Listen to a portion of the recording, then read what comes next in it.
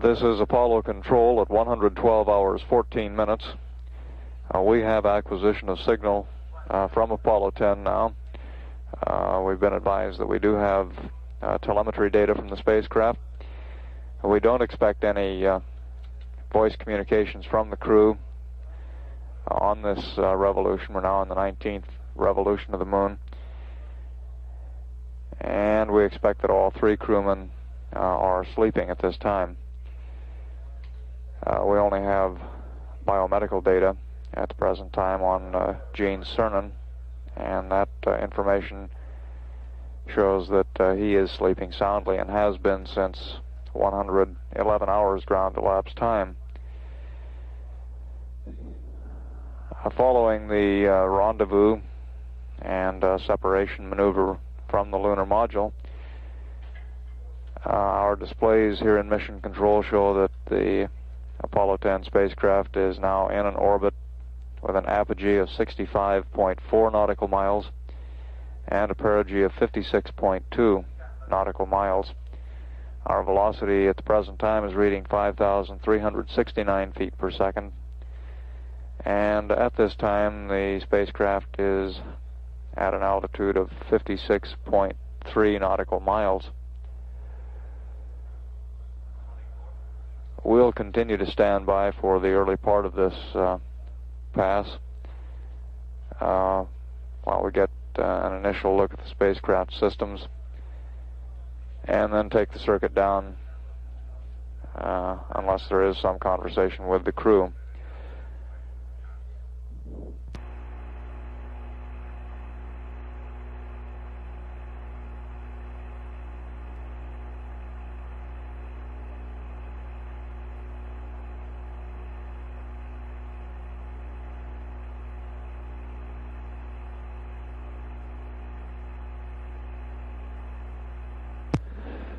Apollo 10 is now approaching the Sea of Fertility on its 19th revolution, and telemetry data from the spacecraft shows us that the cabin pressure is maintaining a constant 4.9 pounds per square inch, which is normal, and the cabin temperature at this time is 77 degrees.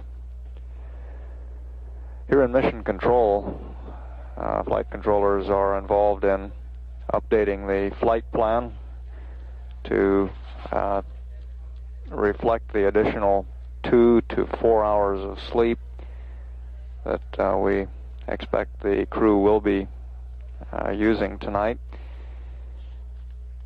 And the flight plan will be modified to take this into account. In effect, moving activities down approximately 4 hours toward the rest period that's scheduled just prior to trans-Earth injection,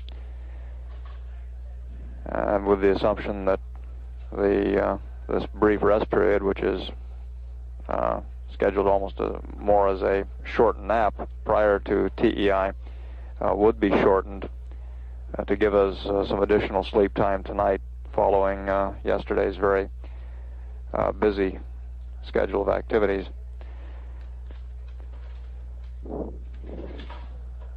At 112 hours 26 minutes, this is Apollo Control.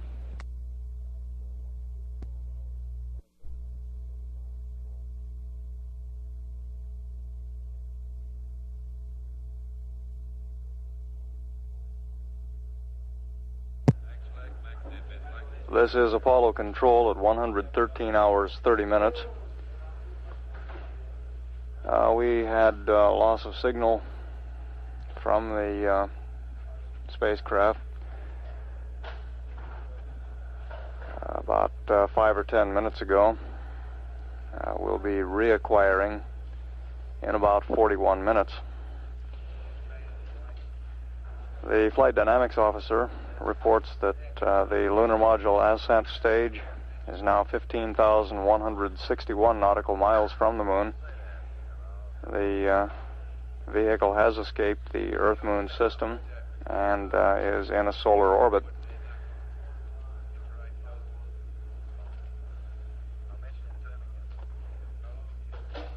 We are still getting telemetry information from the vehicle, and the estimate is that the electrical lifetime of the stage will extend through 120 hours ground elapsed time. At 113 hours 32 minutes, this is Apollo Control.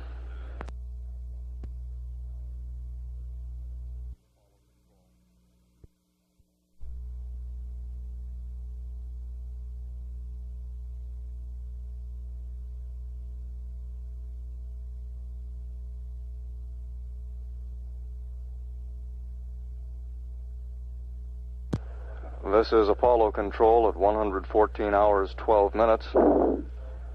Apollo 10 now on its 20th revolution of the moon. We have acquisition of signal and are receiving data from the spacecraft at this time. The crew has been asleep now for about 3 hours. The sleep period has been extended to 121 hours ground elapsed time due to the fact that the crew was a little longer than anticipated in beginning the sleep period. The spacecraft cabin temperature has been running around 75, 77 degrees. And cabin pressure holding at 4.9 pounds per square inch.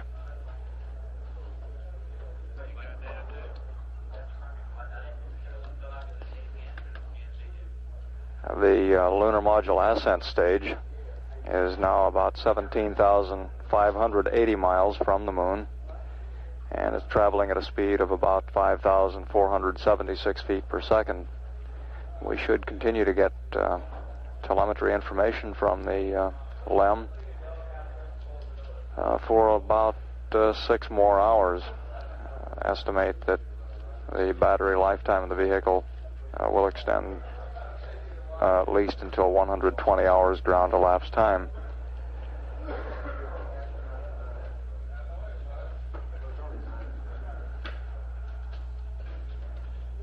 In about 30 more minutes, we'll be having shift handover here in Mission Control. Some of the orange team of flight controllers are now coming on duty, and we'll be getting briefed from the previous team during the next 30 minutes, with handover to come at 6:30 Central Daylight Time. At 114 hours 15 minutes, this is Apollo Control, Houston.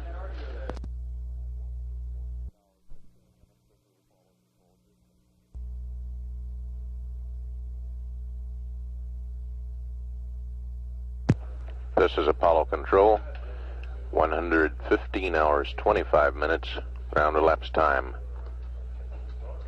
5 hours 34 minutes remaining in the Apollo 10 crew sleep period.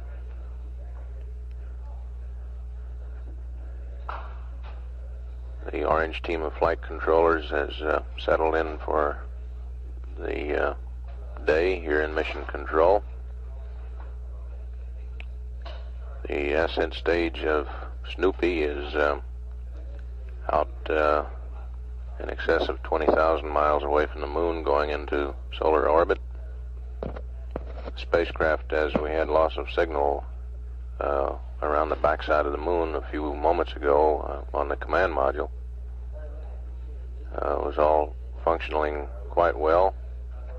Crew apparently sleeping well.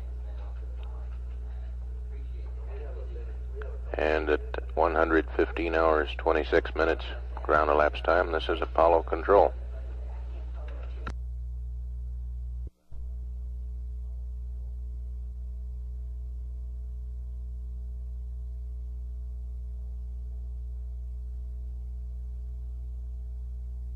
This is Apollo Control at 116 hours 10 minutes ground elapsed time. Apollo 10 has just come over the hill on the 21st revolution around the moon. Orange team flight director Pete Frank is having lengthy discussions with all of the console positions here, and sorting out the various status of the various system status.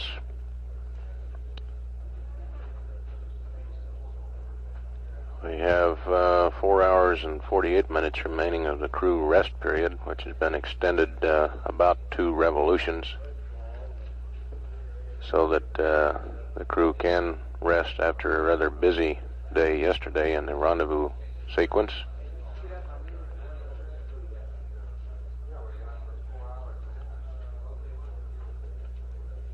We have loss of signal from the spacecraft in another hour and 10 minutes on this rev as it goes around behind the moon again. We're now showing in measurement of the command module orbit around the moon an apocynthion of 66.1 degrees, or as you were nautical miles, 55.7 nautical mile pericynthion. In slipping the lunar orbit activities 2 revolutions, or approximately 4 hours, the lighting and landmark appearances and so on will remain essentially the same as if they had been done on the pre-flight schedule.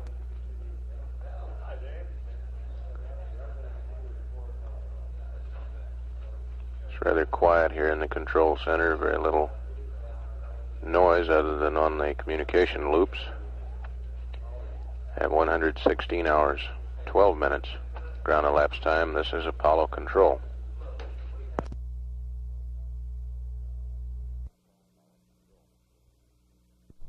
This is Apollo Control. The crew is now calling back to Earth. Let's listen in.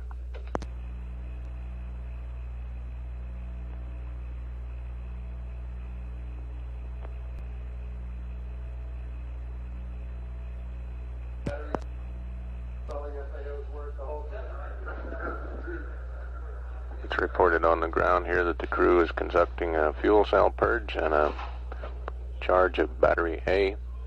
They made one brief call to Earth, which was responded to by on the line, and I'm purging the fuel cells at this time. I've gone through O2 on 3, and I'm on 2 right now. Roger, we copy.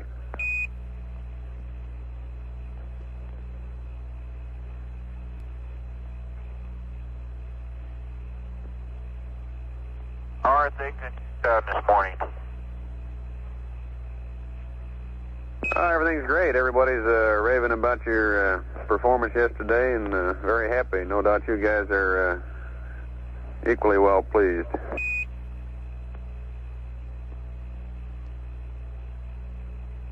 Interesting day, Jack. Pretty challenging and pretty satisfying, really, when we look back at it.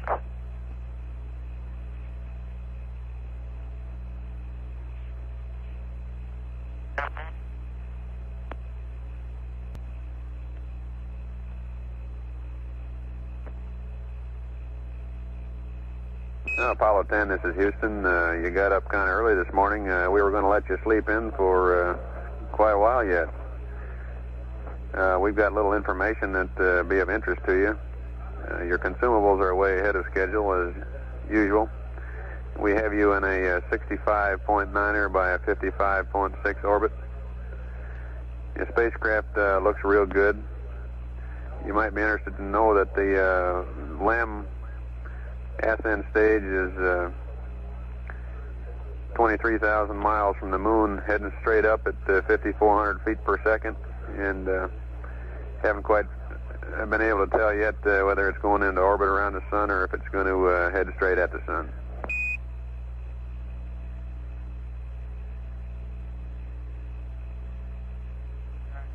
Not, isn't he? 23,000 miles away? Yeah, old Snoop's really moving out.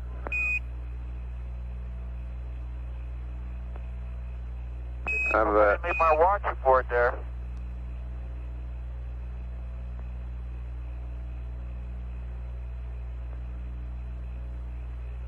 You can still track him, can you? We're still tracking You him. can? That's affirmative. We're still tracking him and checking the LGC and so forth.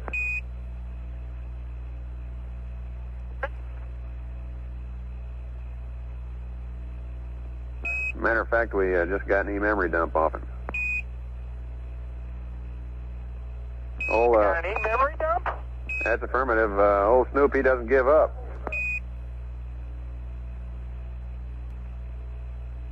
Holy smoly! And 10, this is Houston. I've got a congratulatory message here.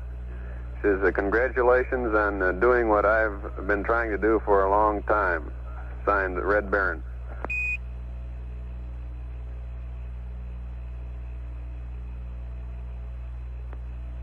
Beautiful.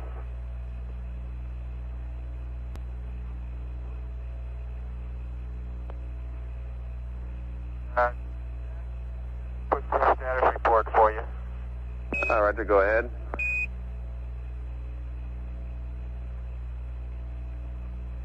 We're all feeling good. We're about ready to start. We all have about 5 to 6 hours pre-fair sleep. The red blue dinghy is 26040. The Tips is 05309 15041. Cycling the fans at this time. I'm done with the purge.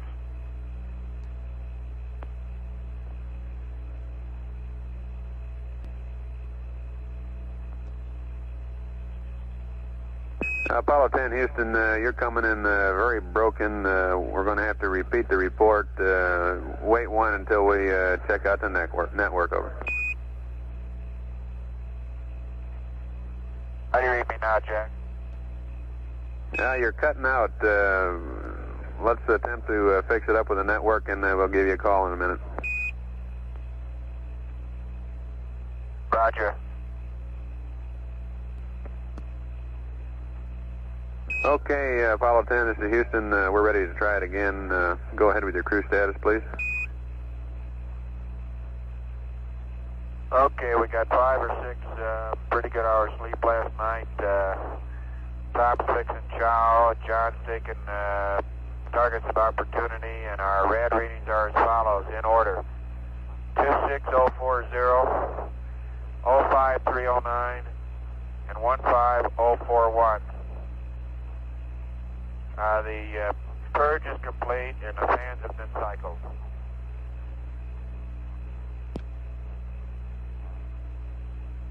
Okay, Gino, we copy 5 to 6 hours, 26040, 05039 or 15041. And we'd like you to operate in BD roll today, over. You'd like us to operate in BD roll today?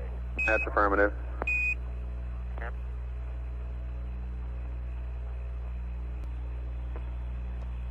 Apollo 10, Houston, when you're ready, I have some updates, and we have the morning newspaper.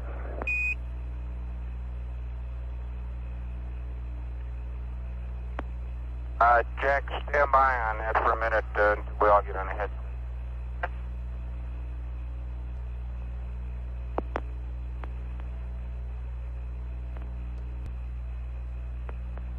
Hey, Jack? Go ahead. Okay, and doing a little troubleshooting on our LEM 70mm Hasselblad. Found out that the batteries are good, but the LEM the lens, you cannot take the lens off. And what I really anticipate probably is that little cocking pin on the lens is jammed. We never did have it off, so it wasn't a case of putting it on wrong. But it appears to be jammed, and I can't get the lens off at all. Does someone have an idea that might help us troubleshoot this one? Okay, understand. Break out my tool kit, Jack. Take that thing apart. Stand by.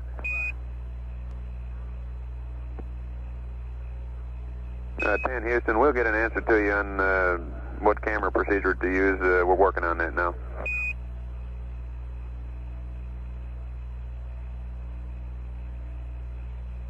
Hey, Jack, I think that's what it is, though. Since I can't take the lens off and the batteries are all good, it appears that it may just be jammed. Roger, thank you.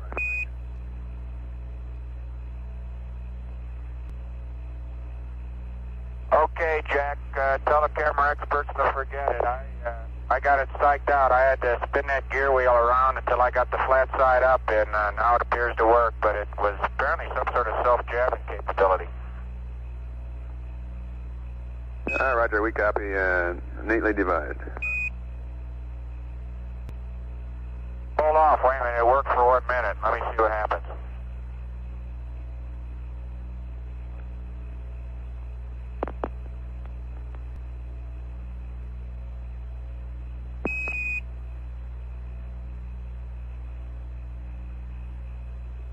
Hey, Jack. Go ahead.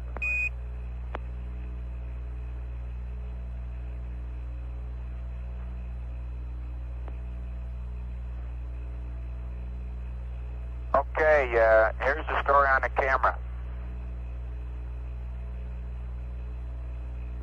Say again, please. There's a gear. Okay, I got a story on the camera. I need some help, I guess, all right? Roger, So go ahead. listen for a second. Okay, that gear on the back. There's a gear on the back when you take the magazine off. This is on the camera base itself. It's got teeth on except for one area where there's a flat spot.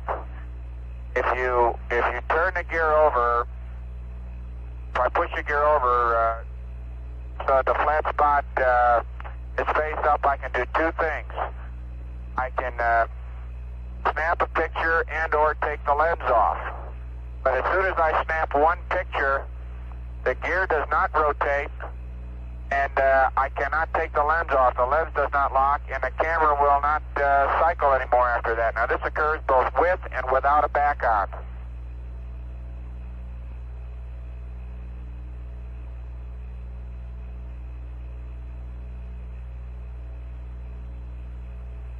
Okay, Gene, we copy that, and we'll get to work on it.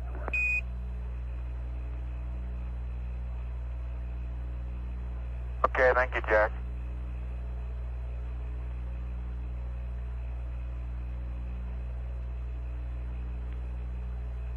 Remember, Jack, the right kind of picture might find out how all this started.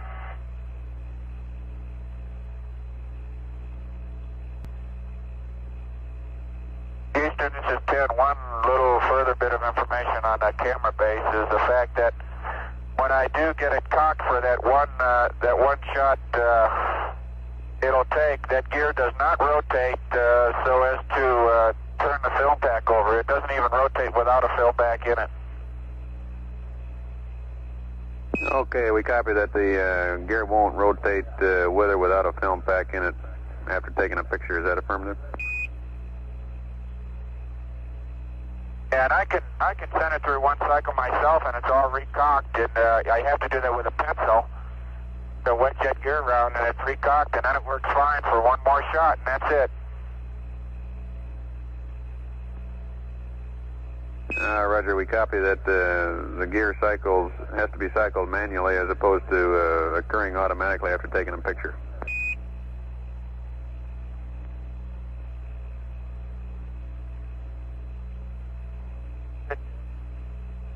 I'll play with it a little while longer, see if there's something screwed up in his lens. Roger, we have people working on it. Jack, and one final little bit more of information. When I take the lens on and recock that gear, take the lens off rather, and recock the gear, I get a one-shot affair, and it appears that the mechanism that's jamming is not in the lens, and it's obviously not in the pack, but it's somewhere in the body of the camera. Roger, we copy.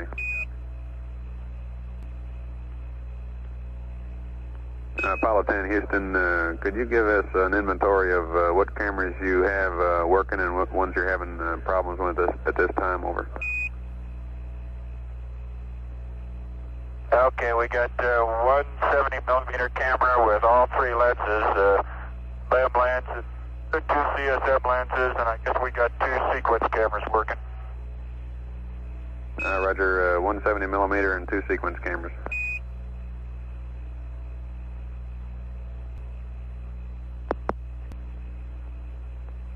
This is Apollo Control during the break-in communications here when this crew is apparently getting ready for breakfast.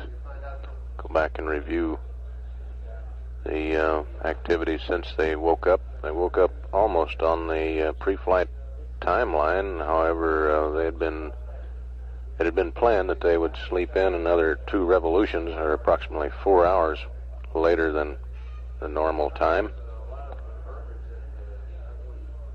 A lengthy discussion took place between spacecraft communicator Jack Lausma and LEM pilot Eugene Cernan on how to troubleshoot the jammed still camera aboard the spacecraft, the one that was taken aboard the LEM for the low-altitude lunar photography. All 3 crewmen got 5 to 6 hours good sleep. The dosimeter readings on all 3 men were read down to the ground. The ground reported that the LEM, or Lunar Module Ascent Stage, was some 23,000 miles outbound toward the sun, traveling at a rate of 5,400 feet per second. And possibly before loss of signal in some 14 minutes from now, as the spacecraft passes behind the moon, the morning news will be read up to the crew. We'll continue to monitor air-ground through loss of signal on this, the 21st revolution around the moon, for any further conversation between Apollo 10 and Mission Control.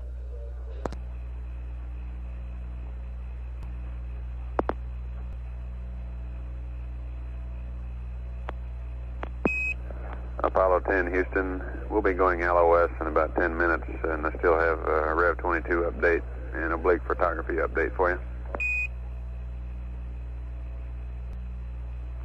Okay, Jack, I'll copy it.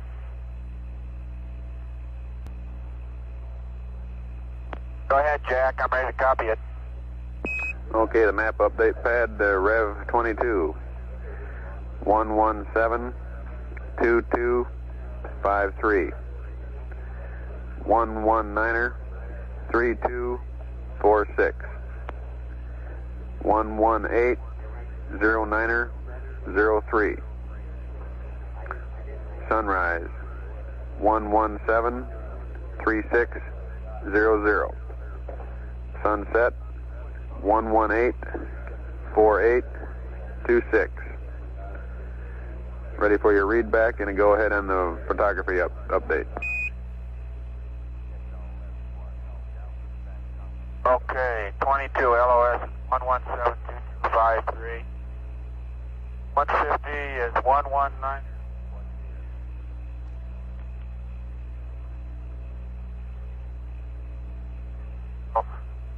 Sunset.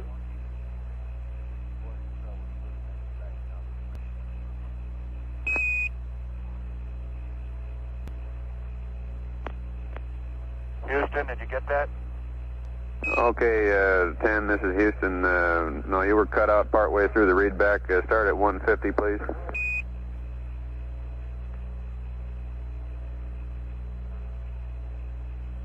One 3246 118-0903 117-3600 118-4826. Okay, that's affirmative. You ready to go ahead with LS2 photography pad?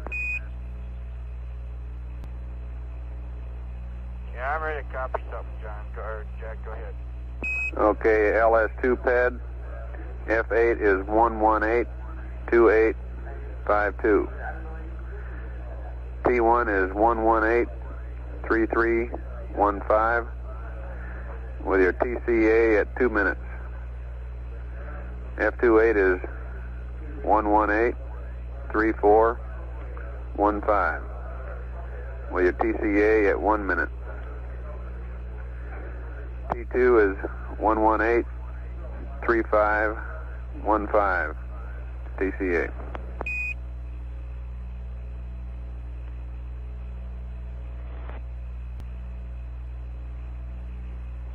Hey, Jack, I got that all down, but I'm not sure what you all said. I'm looking for the pad that it goes to. Okay, it's entitled Oblique Photography. And F8 is camera on. T1 is start a half a degree pitch rate. What page?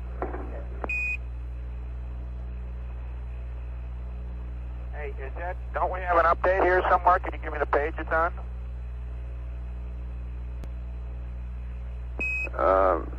Apollo 10, Houston. Jack, we don't have the same.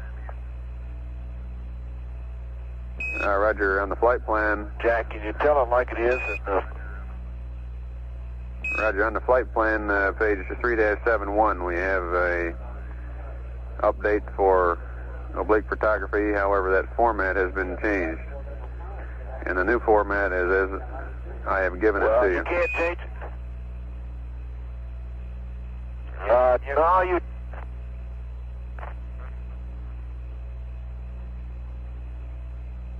10 Houston, we'll get it back in the old format for you.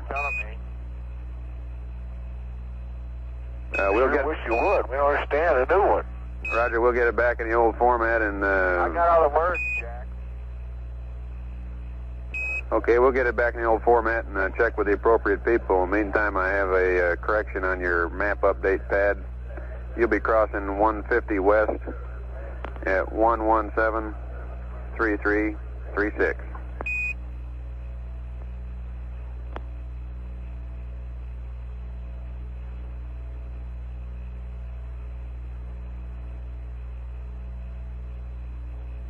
Yeah, I guess that sounds a little bit better. Listen, while you're getting it in that in the old form, tell me what you told me, because we're going to lose LOS and maybe we can do something with it here. Roger. We want the camera on F8 at 1182852, and we want you to start your half degree per second pitch rate at 1183315, and we want you to go to F28 at 1183415. And then you can stop your pitch at 1183515.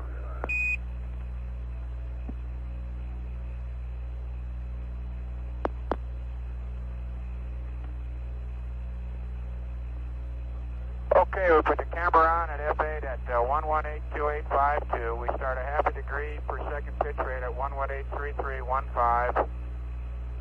We go to F2.8 at 1183415, and then we stop our pitch at 1183515.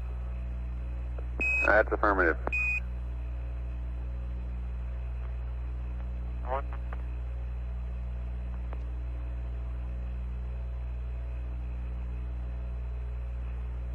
Boy, I knew you guys just couldn't resist waiting till we got airborne. Then you changed all the four events. How about that? That's what we get for missing that data priority meeting you had after liftoff.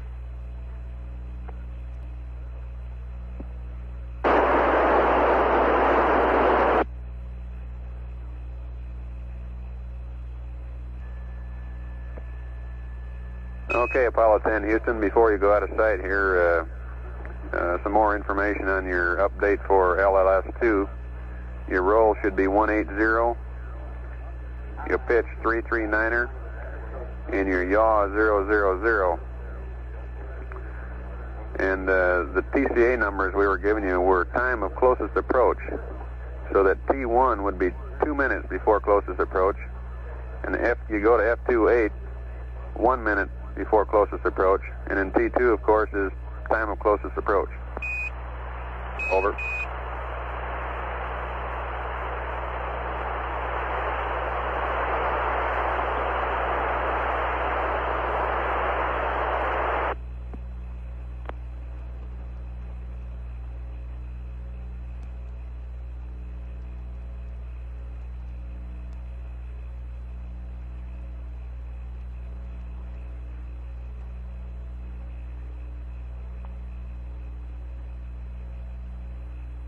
This is Apollo Control. Apparently we have had loss of signal from Apollo 10 as it went over the hill on the 21st revolution.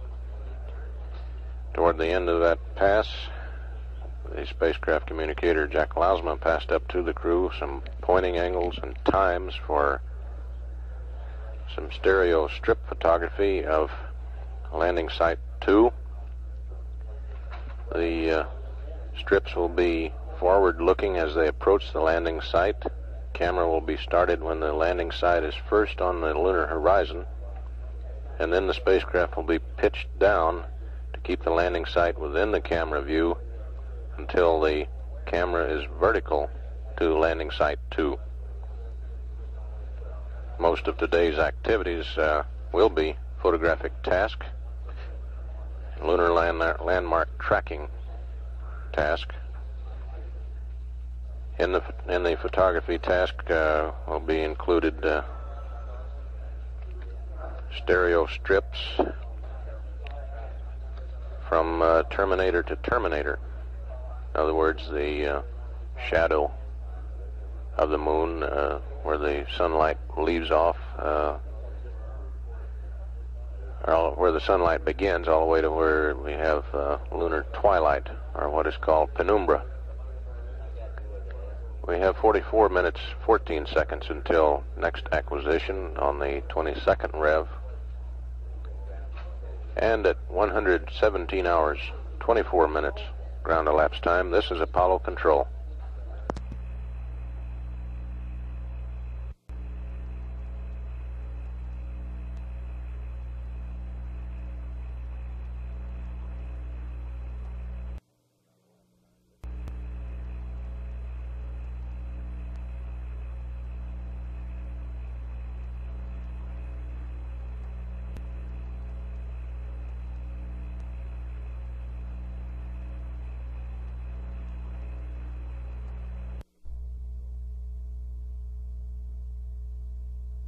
This is Apollo Control, 118 hours, 8 minutes ground elapsed time.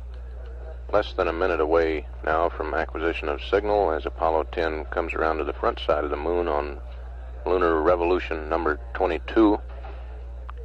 During this pass, the crew is scheduled to do the stereo strip photography across landing site number 2, at which Apollo 11 likely will land. Also, as the communications commence in this revolution, the crew will be given a consumables update. Standing by for communications to resume.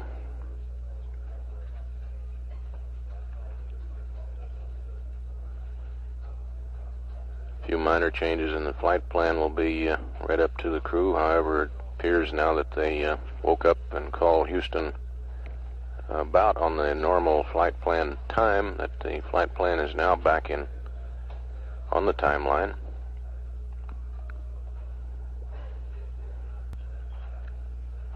We likely will have color television beamed to the Madrid station where it would be recorded during this pass and perhaps a subsequent pass, and it would be released in the United States on a delayed basis as soon as a videotape could be flown here.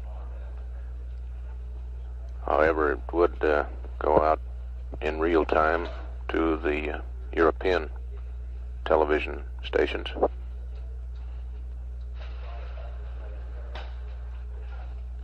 Standing by for the first call. We've got 1 hour, 11 minutes until loss of signal on this 22nd Rev.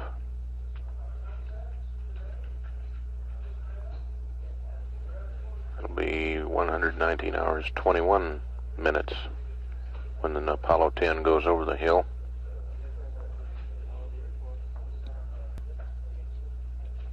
Also, during the updating from the ground to the crew of Apollo 10 will be what's called a TEI-23 pad, which would simply mean numbers for trans-Earth injection burn should it become necessary at the end of the next revolution, number 23. This is strictly sort of a backup bit of information.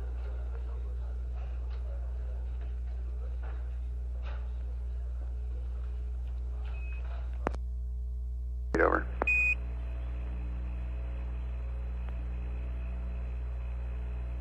Hello, Houston, Apollo 10. Roger, Apollo 10. They read you loud and clear. How many?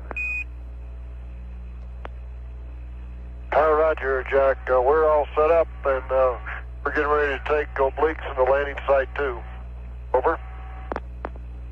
Roger, Tom. When you got time, we've got lots of information for you here.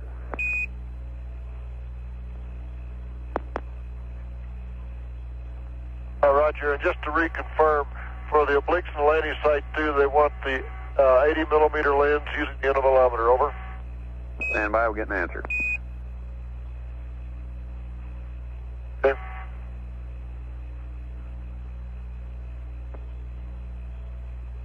Okay, Apollo 10, Houston, we confirm we want the 80 millimeter lens and intervalometer on obliques for Site 2, over.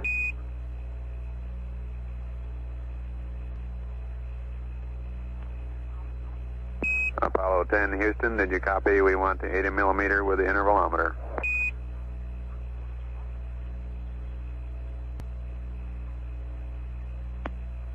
Houston, we're down to one sequence camera because we don't have a power cable for the camera we bought back from the lab. Roger, we copy, John.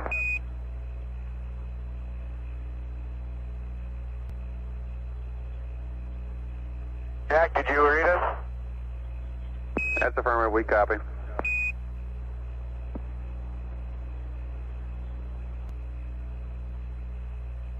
Gene, one sequence camera and one power cable ought to do the job.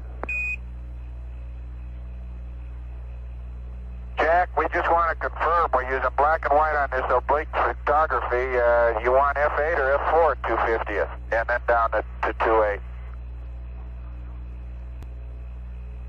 Apollo 10, Houston, use F4 for the black and white film.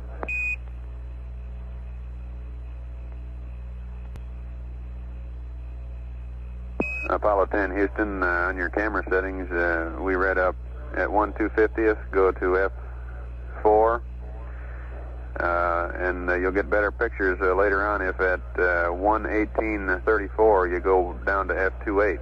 Over.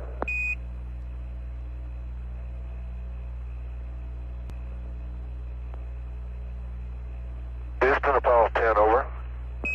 Go ahead, 10. Roger, is Jack Smith around anywhere today? Yeah, he's here today. Did you copy our last about the f-stops and speeds and so forth?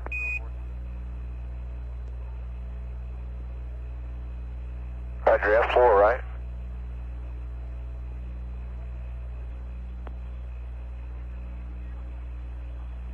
This is Apollo Control. Apollo 10 crew apparently at this time is quite busy getting lined up for the stereo strip photography of landing site 2. They've been rather quiet here as they approach that position. They're now at about 50 degrees east longitude, coming up on landing site 2 within the next several minutes. They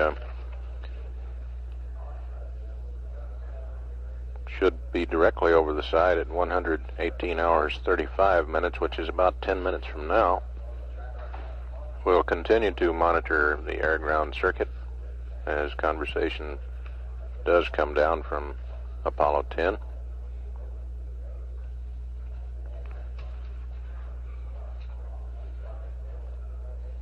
Getting the camera set up with a proper setting on the exposure, proper film magazine, using an intervalometer, which is a device that automatically triggers the camera at a given spacing of pictures while they tilt the spacecraft down to keep the landing site centered in the viewfinder. Continuing to monitor air-ground here for resumption of conversation.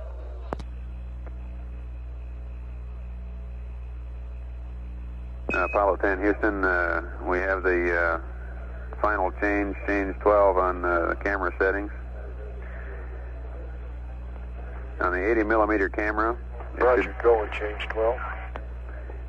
On the 80 millimeter camera, should be set at 1/250th, and at 2852, it should be set at F8 when you turn them on. At 3415. 1/250th at F8. That's affirmative. Then at 3415, You'll get better pictures if you stop to F28 and stop on the time right up to you. Then one other item of information or action we'd like you to perform is that we'd like you to put both H2 cryo tank heaters to auto. Over.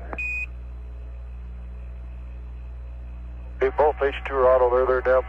Okay, so we'll have F8 and 1/25 at 18:28:52.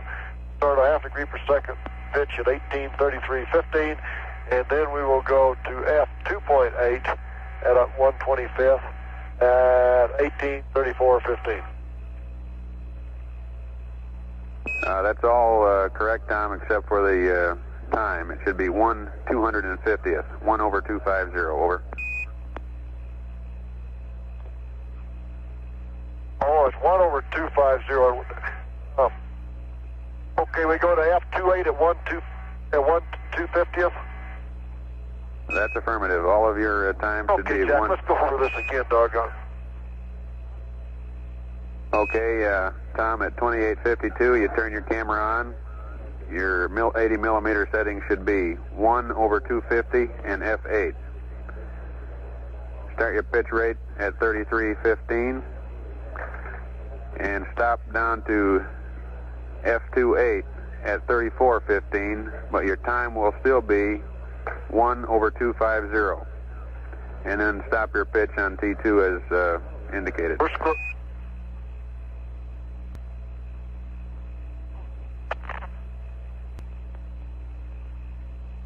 Houston, over. Apollo 10, over. Go ahead, 10. Where do these changes to these film settings come from?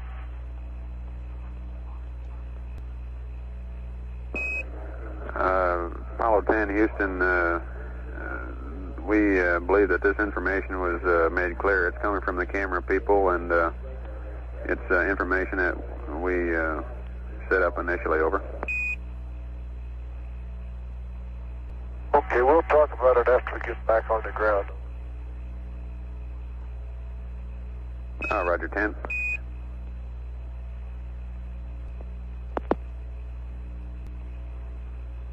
To Apollo 10, I'm looking straight down at Sidewinder reel. Roger, 10.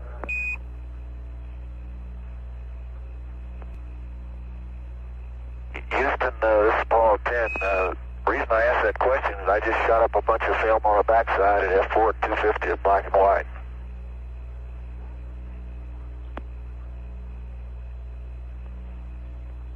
Roger, those were the standard settings, but the settings we're giving you now are the best ones for oblique photography. Over.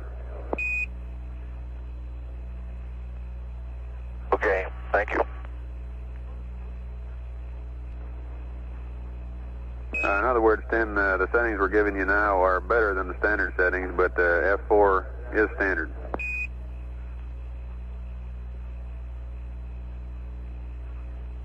Okay, Jack, peace.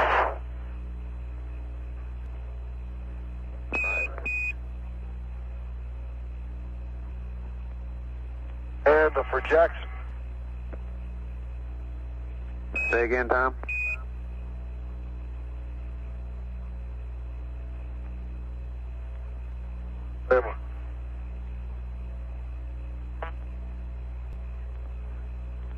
Apollo 10, Houston, if you're transmitting, you're coming in broken. Over. Okay, we're coming right to the landing site now. Roger.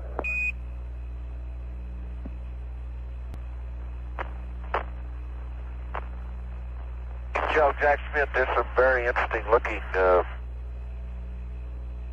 tight impacts there on the backside, and also some very interesting looking things that sort of look like volcanoes. There's one on the backside that if it was in a different setting, you could call it Mount Fujiyama. Aso.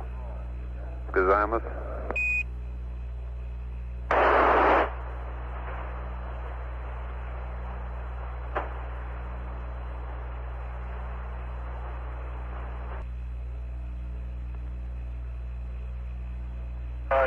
Apollo 10. I'm looking backwards. We passed Sabine and Ritter a couple minutes, looking down now in this area over here. All types of volcanic cones and uprisings out here. Looks like you got tremendous volcanic activity. Roger, 10, we copy. You're coming in a little bit broken, though.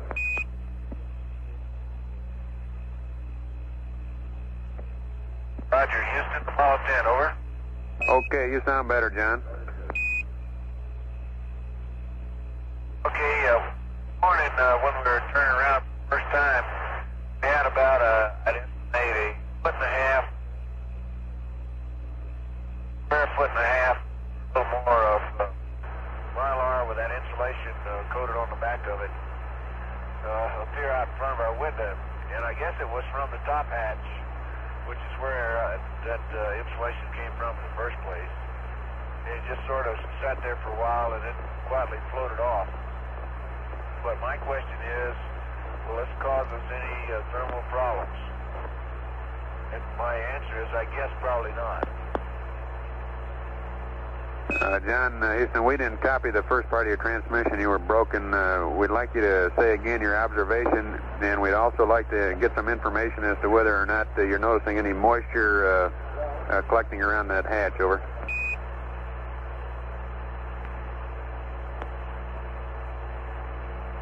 John's going up and take a look at it now. Roger.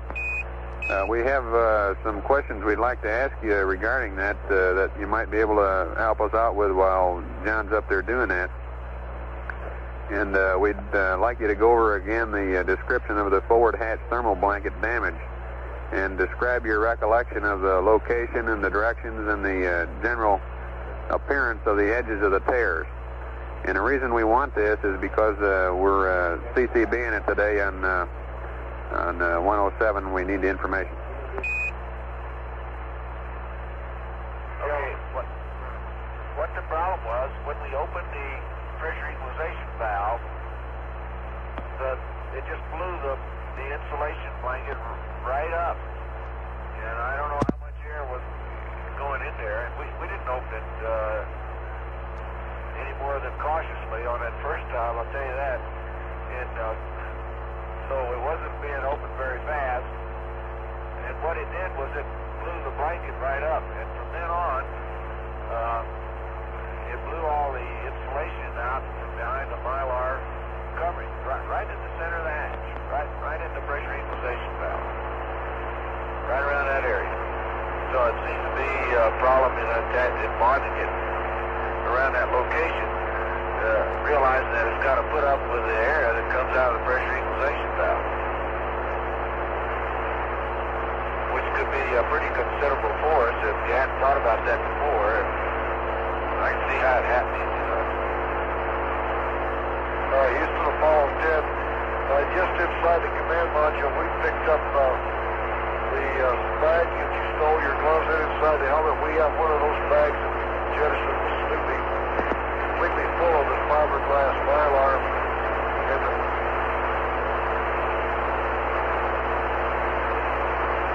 Roger, 10. Understand when you open the pressure equalization valve, the insulation blanket blew up and blew out insulation from around the pressure equalization valve, and you filled the whole bag of it. Is that affirmed? That is affirmative, and we still finding considerable pieces of insulation in the command module. And Snoopy looked like a snowstorm that hit it inside there. Needless to say, it makes you get you quite a bit in the eyes, nose, ears, all over, but there's no problem with it. Of course, we didn't realize we had it when we pulled the hatch out of there. The first thing we did was when we got the hatch turned over before it ever door. It looked like it was getting caught.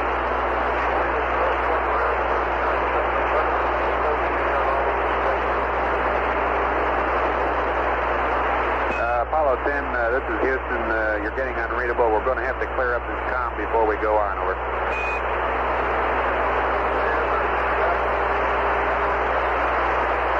10, this is Houston. Let's actuate your high gain and see if it's any better.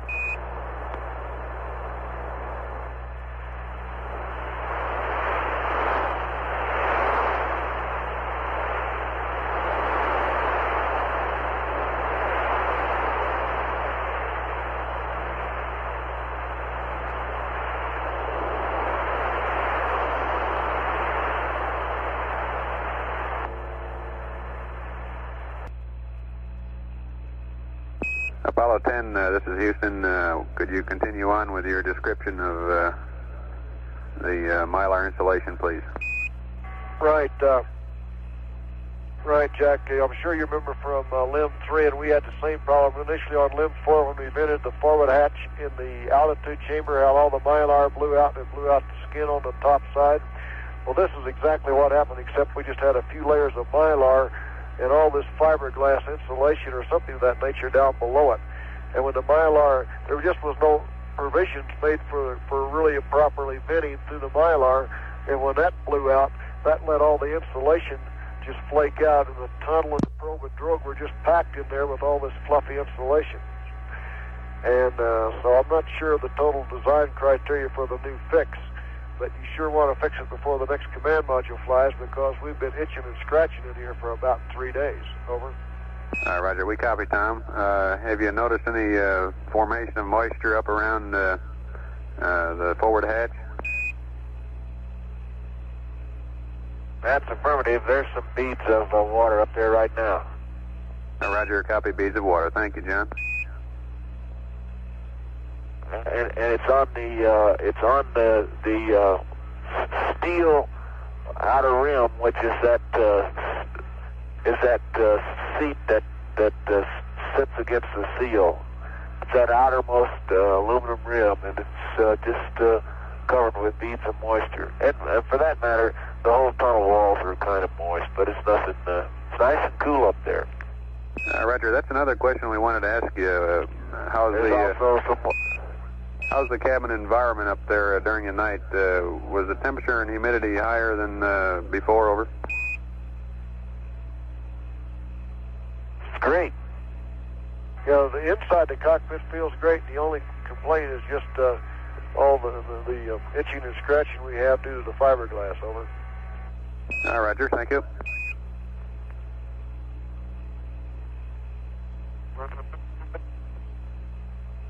Jack, could we get a consumables update for you, complete one? Roger. Consumables update follows.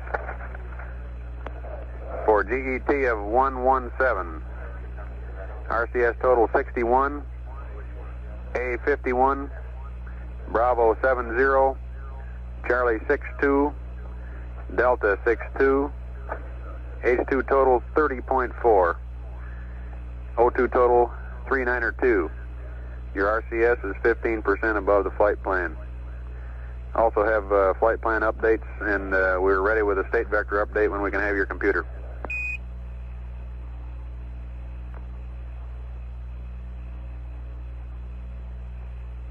Okay, we're input, except we're ready for the state vector. Roger, it's coming at you, and I have a TEI pad and a flight plan update for you.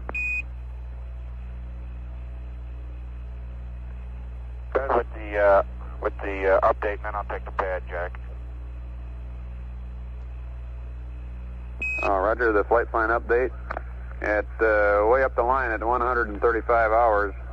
After LOS, we'll have our wastewater dump, and all lunar activities are still about 12 minutes later than the pre-flight times, and that's the completion of the flight plan update.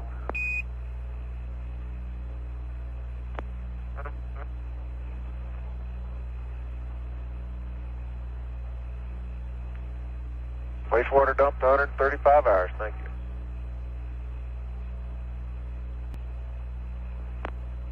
Okay, Jack, go ahead with the pad. Okay, I have a TEI number 23, maneuver pad. SPS GNN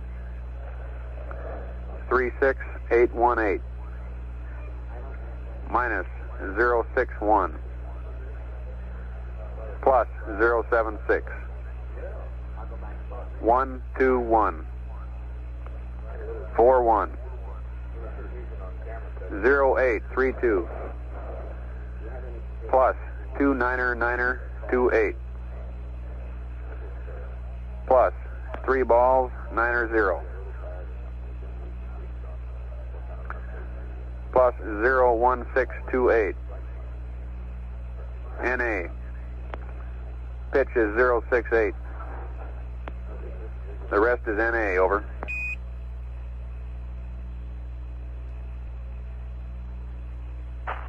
Okay, I got TEI 23, SBS GNN 36818, minus 061 plus 076, 121410832. Now 91 is plus 29928 plus 3 balls 90 plus 01628. Roll is NA and pitch is 068 and the rest is NA. That's affirmative on that copy, and I have a vertical stereo pad and a Rev 23 update.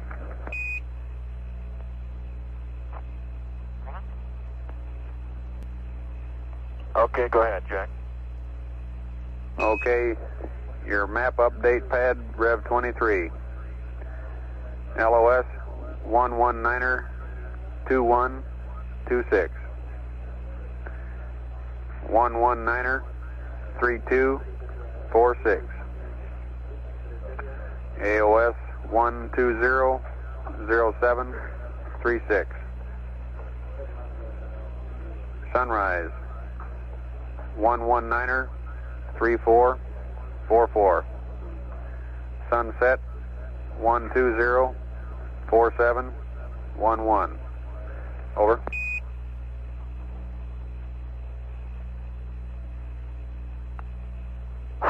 Okay, man, Rev 23, 119er 2126, 119er 3246, 1200736, 119er 3444, 1204711.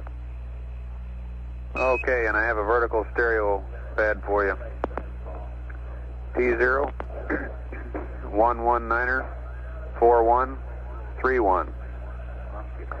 T1 120 1058. T2 120 2011. T3 120 3018. And if you want to delay your roll past the subsolar point, you'll be at 75 degrees east at 1201656. Over.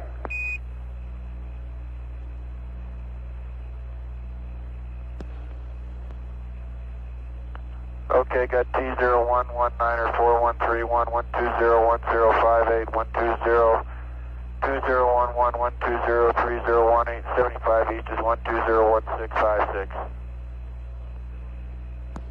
That's affirmative, and I'd also like to tell you something about your PU valve procedure. It's changed since the last one. The new procedure is this. Start with a PU valve in a normal position for TEI, and after you bring in the second bank of ball valves, then go to increase. The old procedure could cause a transient on startup. Over.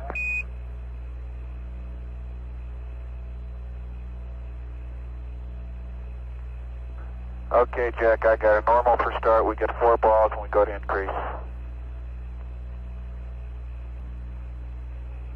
And I guess we're all on now. If you want to pass us up that news you were going to do earlier, we're listening.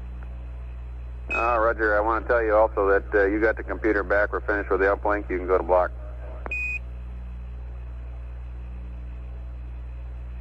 We're at block.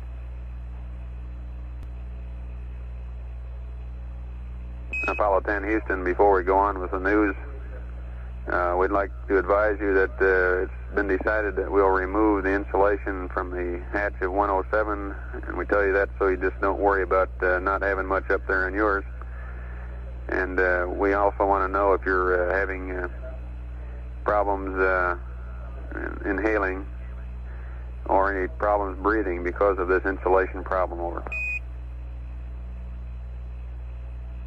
Well, I figured that last question would come up as soon as we mentioned it. No, we've just been sneezing and coughing for 3 days, and we understand what the problem is and how to take care of it. Over.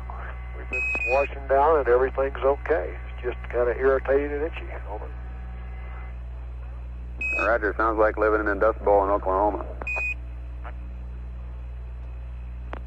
Yeah, I had some good training on that area. That's right, he was right at home. It's not that way now. It's a beautiful place now, Jack.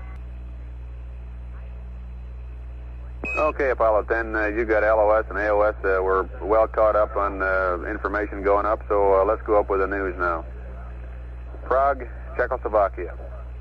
U.S. astronaut Frank Borman, one of 3 lunar pioneers on the Apollo 8 moon flight last year, has been awarded the Czech Academy of Sciences Gold Medal for service to science and humanity.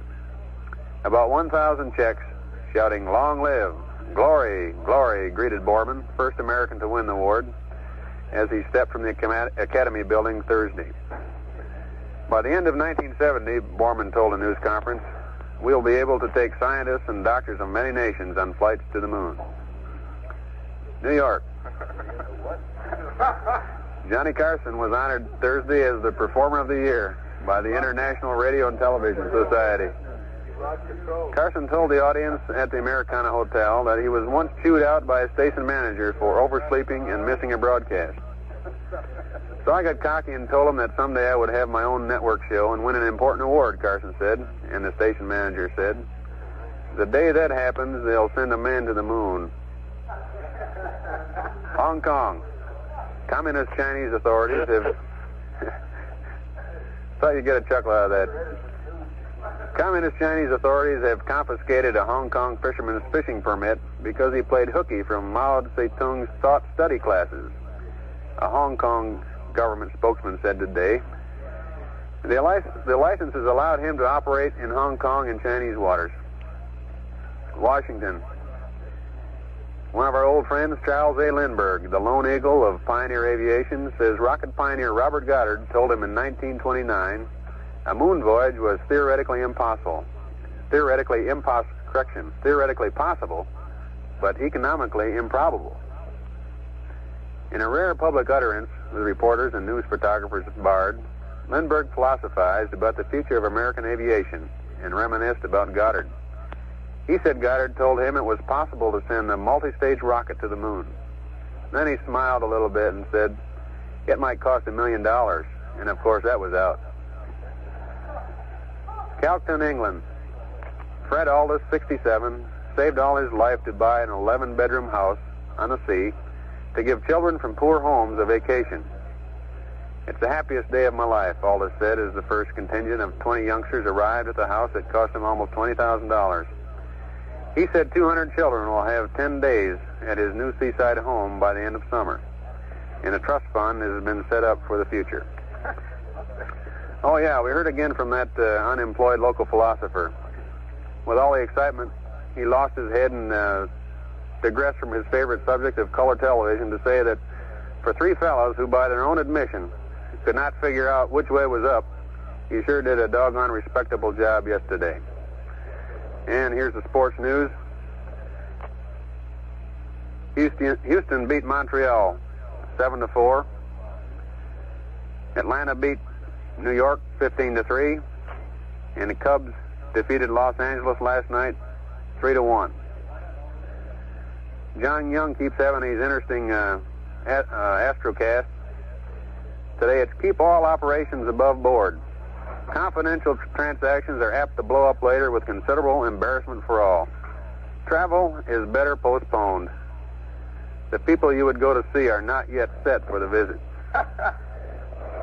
And in the golf world at the Atlanta Classic, the first round leaders are George Knudson and Jackie Cupid, 5 under par 67. That's the news, over. Roger. Thank you very much, Jack. Oh, by the way, Tom, I've got your astrocast here. It says, your natural tendency for moderate, sparse consumption serves you well. Your system is a little more sensitive to strange foods.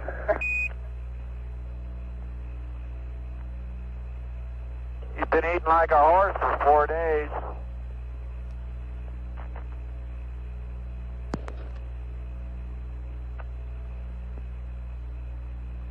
You're the only one that saved it from the Mylar. He ate it up. Gene, I think we better read your astrocast here, too. Am I coming through? Yeah. Gene, conditions are bewildering. There are so many odd and unfamiliar details. Just curb your impatience. Question everything and put things into place, one at a time. Thank you.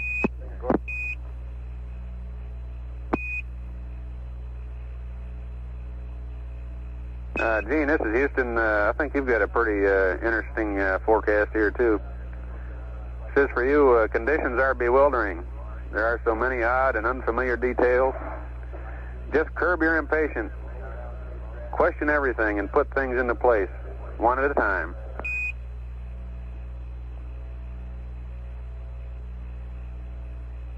Yeah, that is interesting, isn't it? I guess so.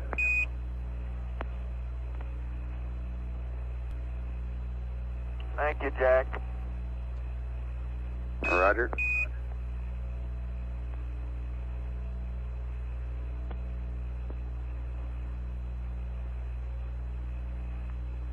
Just looking at that old whirl in the optics, sure looks nice.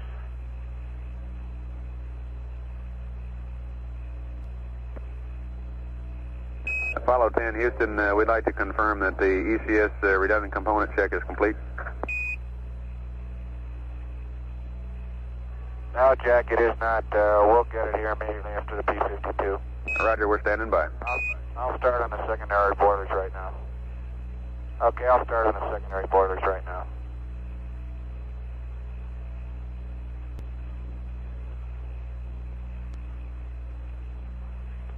This is Apollo Control. A little over 12 minutes remaining until loss of signal on this 22nd lunar revolution. Continuing to monitor air-ground for any further conversation.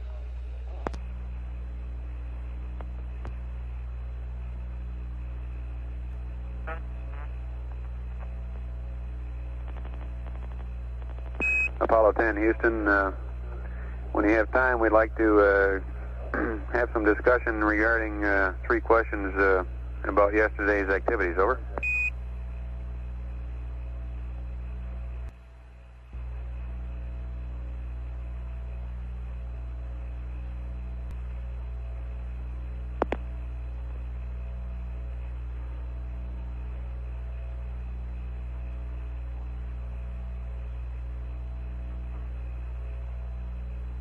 Hello, Houston, Apollo 10. Roger, go ahead, 10. Okay, I talked to Jack Schmidt down before the flight, and on this pass, if you'd like to correlate it, after I roll to 180 degrees there, and it can do that around the subsolar point or before, if you got the Goldstone in configuration, we can shoot you the tube for the vertical pass all the way down and maybe even shoot the solar corona at the end. Over. Roger, stand by.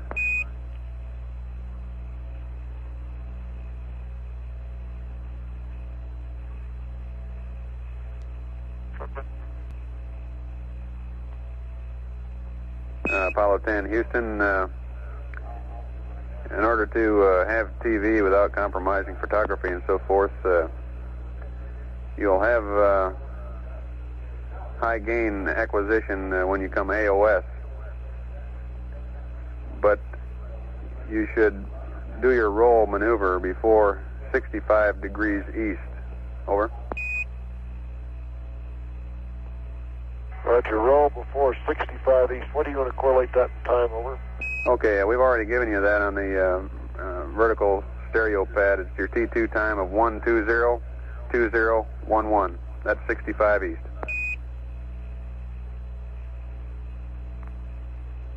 Okay. And we'll have the high gain lock. We'll have good high gain lock after that, right? After 65 east, you'll lose it. Over. Roger, after 65 east we will lose it, huh? Yeah, it's hardly worthwhile then to just only be there for a few minutes. We'll hold off. Roger, copy, holding off.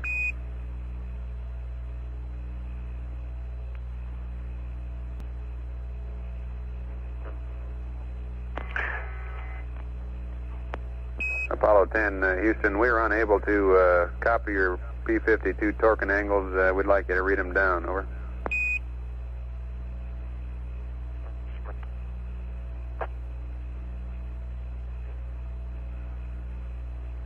you believe we didn't copy them down? We figured you was reading them.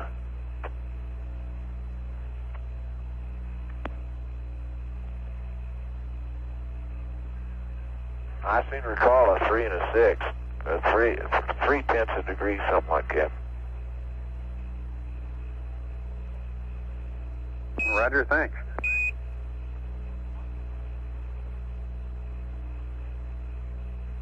I realize that's not what you're looking for, but it wasn't bad.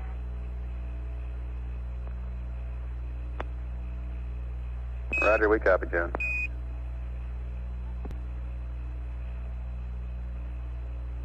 Okay, Houston, we're doing main regulator checks now. Roger, copy.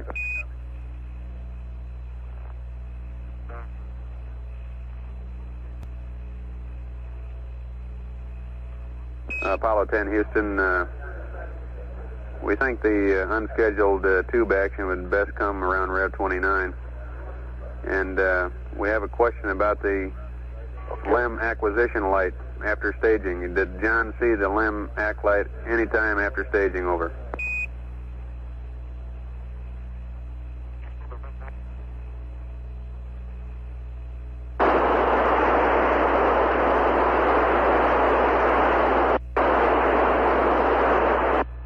Houston, Apollo 10, talking about the big track light out there above the forward hatch. John saw it all the way. In fact, we had to turn it off for him at the end. It was so bright. Over.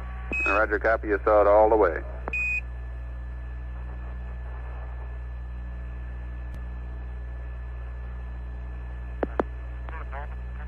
And Apollo 10, Houston, do you have any idea what might have fixed the VHF problem after undocking yesterday?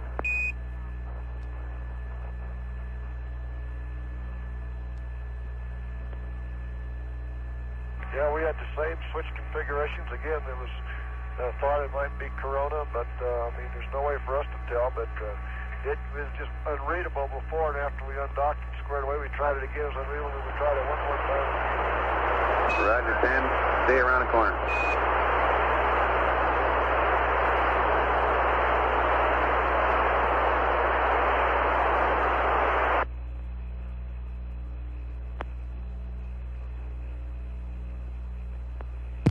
This is Apollo Control. We've had loss of signal as Apollo 10 went around the corner, the backside of the moon on revolution 22.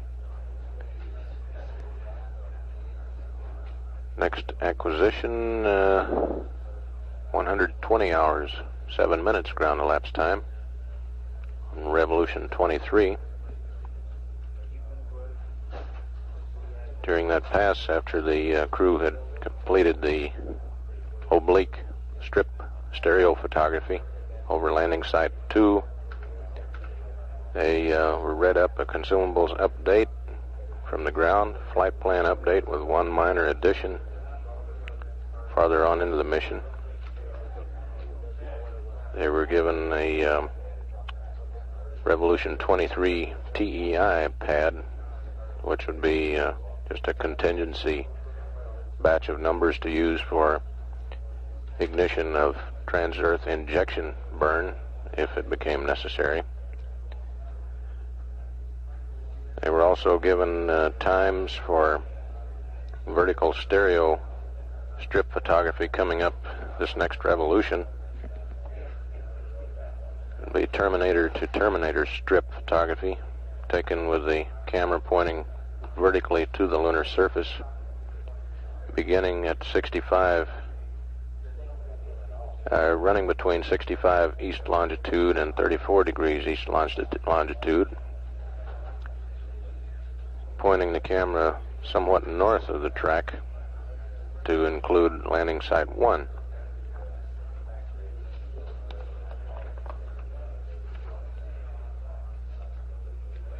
Some 44 minutes, it looks like, until next acquisition. It must be an error. Apparently the clock has not been reset after this last LOS. And at 119 hours, now we're getting a new time for next acquisition, 120 hours, 7 minutes through Madrid. for next acquisition of signal. And at 119 hours, 24 minutes ground elapsed time, this is Apollo Control.